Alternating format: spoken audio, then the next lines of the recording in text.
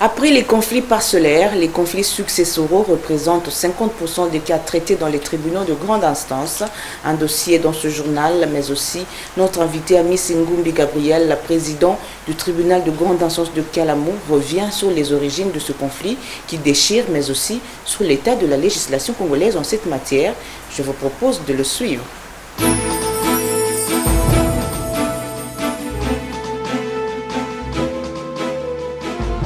Président, bonsoir. Bonsoir, madame la journaliste. 4 mois se sont déjà écoulés depuis que vous avez renouvelé votre serment en tant que président du tribunal de grande instance de Kalamu. Alors, comment se porte ce tribunal aujourd'hui?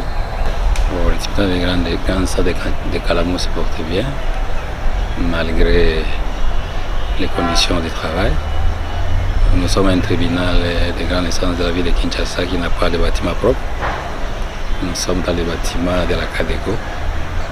Et même dans les programmes de réhabilitation, nous ne sommes pas programmés, vous voyez, dans les conditions dans lesquelles nous travaillons. Et aujourd'hui, il y a aussi des dossiers de succession qui sont traités en grande instance, au tribunal de grande instance, qui représentent près de 50% des dossiers traités là-bas. Alors, est-ce qu'aujourd'hui, avec votre expérience de juge, vous pouvez essayer de revenir dans le temps pour expliquer à nos téléspectateurs l'origine de ce conflit? Parce qu'il y a encore quelques années, vers les années 60, on ne parlait pas, il n'y avait pas autant de conflits successoraux. Les conflits, c'est avec la promulgation du code de la famille en 87. Et avant, c'était le code civil hérité de la colonisation qui réglementait le problème de la succession. Et avec l'acquisition de biens par des gens, quand quelqu'un vient de décéder, sa succession doit être réglée. Puisque la succession, c'est quoi? La succession, c'est la transmission des biens de la personne décédée. C'est ça la succession au premier sens. Deuxième sens, c'est le patrimoine même de la personne qui venait de décéder. Mais la loi a réglé comment la succession doit se passer. Vous êtes d'avis de ceux qui pensent que les personnes qui alimentent aussi les conflits, ce sont les juges qui sont censés régler ce problème, parce que en principe, vous devriez d'abord concilier les familles. Vous êtes plus penché sur des procédures judiciaires qui traînent. Non, les juges n'ont pas pour rôle de concilier les parties. Le juge, il est là si le tribunal est saisi. Le juge est là pour trancher les litiges entre... Vous ne faites pas ce rôle de proximité, non? De concilier. Non. Le juge n'est pas là pour concilier les parties. Et que dit la loi en matière d'ouverture d'une succession? Et la loi a organisé la succession. Bon, si c'est une succession, le décuyus, la personne qui venait de décéder a laissé un testament, et c'est la volonté du testataire qui sera suivie. Mais si la personne, le défunt ou le décuyus, qu'on appelle décuyus, n'avait pas laissé de testament, à ce moment, on recourt à ce que la loi prévoit. Et la loi prévoit, il y a les héritiers de la première catégorie, les enfants. Et parmi les enfants, il y a les enfants nés dans les mariages, les enfants nés hors mariage, mais reconnus de son vivant, du vivant des décuyus, et les enfants adoptés. Ce sont les héritiers de la première catégorie. Après les héritiers de la première catégorie, il y a les héritiers de la deuxième catégorie. Là, on voit les conjoints survivants, le père et mère. Il y a les frères et sœurs qui forment les 3 catégories distinctes. Mais dans la répartition, les héritiers de la première catégorie prennent les 3 quarts. C'est ce que prévoit la loi. Et cette succession-là, s'il n'y a pas de testament, on appelle ça la succession ab intesta, ce qui est prévu par la loi à l'absence du testament. On va un peu revenir sur le testament parce que vous venez d'en parler.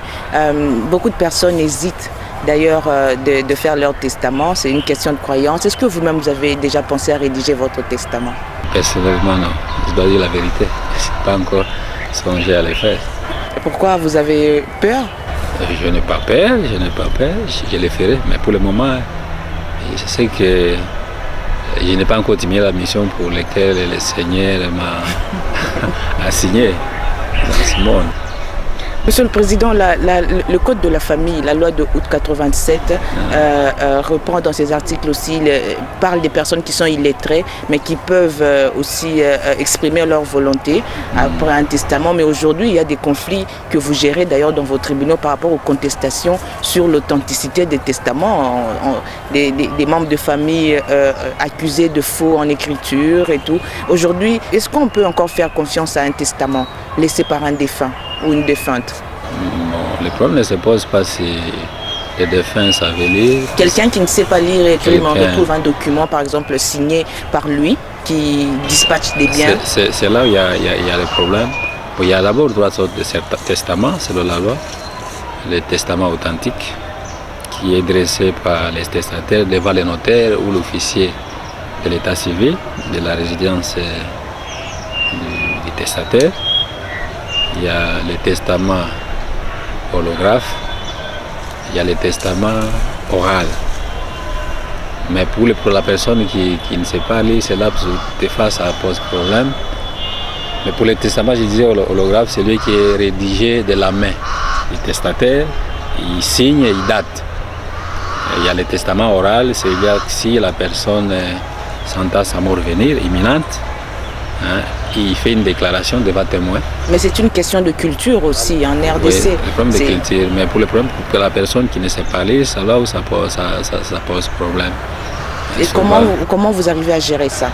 Bon, on gère. Bon, on peut recourir à des témoins pour chercher à savoir si effectivement la personne avait laissé ce testament. Il y a aussi un problème observé dans les tribunaux. Les enfants nés hors mariage s'estiment toujours marginalisés dans beaucoup de cas. Alors que prévoit le Code de la famille quant à les enfants nés hors mariage qui ne sont pas reconnus officiellement par leurs parents? Est-ce qu'ils ont des droits? Ils ont des droits, mais à condition, la loi dit à condition que ces enfants soient reconnus du vivant, du découyus. Ouais, par une déclaration à l'officier de l'état civil. L'école de la famille a prévu, dans le délai de 12 mois de la naissance, le père de cet enfant peut aller devant l'officier de l'état civil faire une déclaration pour la filiation de l'enfant. Il y a aussi un autre problème, c'est le conflit entre le Code de la famille et la coutume. Est-ce que cela ne vous pose pas de problème en matière de règlement de conflits de succession? Bon, la loi a tout réglé. Et le Code de la famille, ça s'applique pour tout le monde. Là, on ne voit pas la coutume. Une coutume qui est contraire à la loi ne sera pas d'application. Cette coutume-là qui dit que non, les biens en cas du décès de découyus, les biens doivent revenir au neveu, c'est contraire au Code de la famille qui est une loi qui s'impose à tous. Si le problème est devant les tribunaux, les juges doivent appliquer la loi et non la coutume. Si par exemple quelqu'un n'a pas laissé les héritiers de la première catégorie, par exemple les enfants, à ce moment-là, il y a les héritiers de la deuxième catégorie ou de la troisième catégorie. Là, on voit maintenant les neveux, les oncles.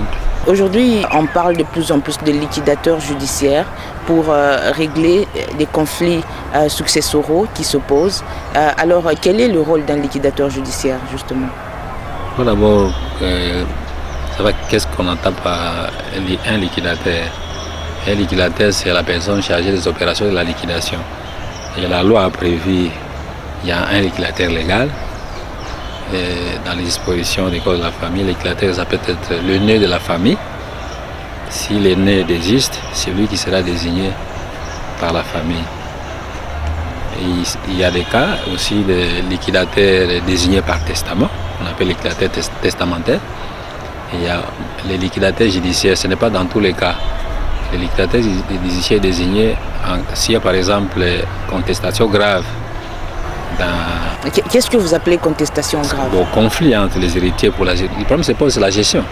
S'il y a un conflit grave, une contestation grave parmi les héritiers, à ce moment-là, la loi dit qu'un des héritiers peut saisir le tribunal pour qu'on désigne un liquidateur judiciaire.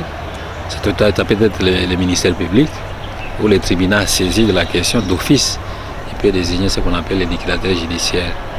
Bon, le liquidateur, le rôle des liquidateurs, c'est identifier les successibles, les gens qui doivent venir à la succession, payer les dettes de la succession, administrer en quelque sorte la succession, assurer les proportions de partage en cas d'accord et arriver à liquider la succession. La différence entre les liquidateurs judiciaires et les autres, c'est que le liquidateur a la même mission, mais à la fin de sa mission, il rend rapport. Il fait rapport au tribunal qu'il avait désigné. C'est ça la différence. Mais il y a aussi un problème. Ces liquidateurs judiciaires qui travaillent pour en fait régler les conflits sont aussi parmi les causes des conflits dans les familles parce qu'ils demandent finalement à être payés peut-être le 3/4 du montant dû à distribuer aux familles. Non, la loi n'a pas prévu les pourcentages. Mais la loi dit que qui doit payer ces liquidateurs? Qui doit le payer? Même si on fait appel à lui pour régler un conflit. La loi dit que c'est en accord avec les héritiers qui peut être payé. Soit le tribunal qu'il a désigné, il peut fixer sa rémunération. Mais dans la pratique, c'est en accord avec les héritiers. Les liquidateurs judiciaires pris dans les tribunaux ont toujours tendance à prendre position pour une catégorie des enfants. Ce n'est pas ça. Alors la loi n'interdit pas à ce qu'on puisse désigner un magistrat. On peut désigner quelqu'un de la famille ou quelqu'un qui est en dehors de la famille. C'est ce que la loi dit. Ça peut être un magistrat ou un avocat ou un autre membre, n'importe qui.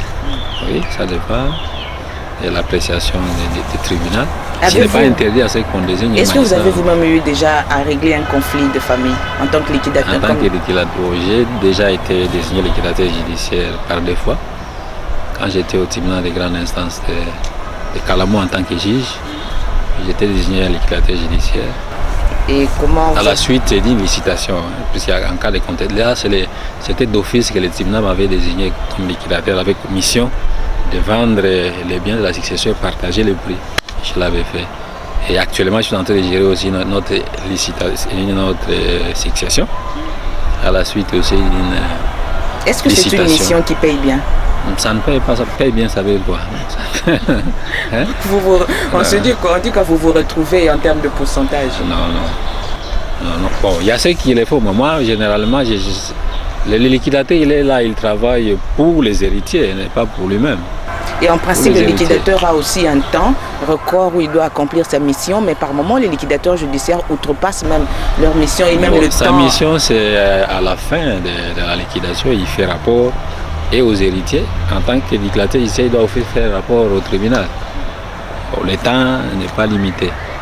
Monsieur le Président, les dispositions du Code de la famille en matière de succession, selon certaines personnes, devraient être révisées parce que ça ne cadre toujours pas maintenant avec les principes modernes actuels. Est-ce que vous n'êtes pas d'avis de ceux qui pensent qu'on devrait carrément revoir toutes les dispositions du Code de la famille? Non, pas toutes les dispositions, certaines dispositions. Notamment du Code de la famille, notamment pour ce qui concerne le mariage, par exemple. Le Code de la famille dit que la jeune fille 15 ans pouvait déjà contacter mariage. C'est en contradiction avec la Constitution et les dispositions internationales. L'enfant qui a 12 ans est encore mineur. Mais le Code de la famille maintient cet âge-là. Il faut réviser.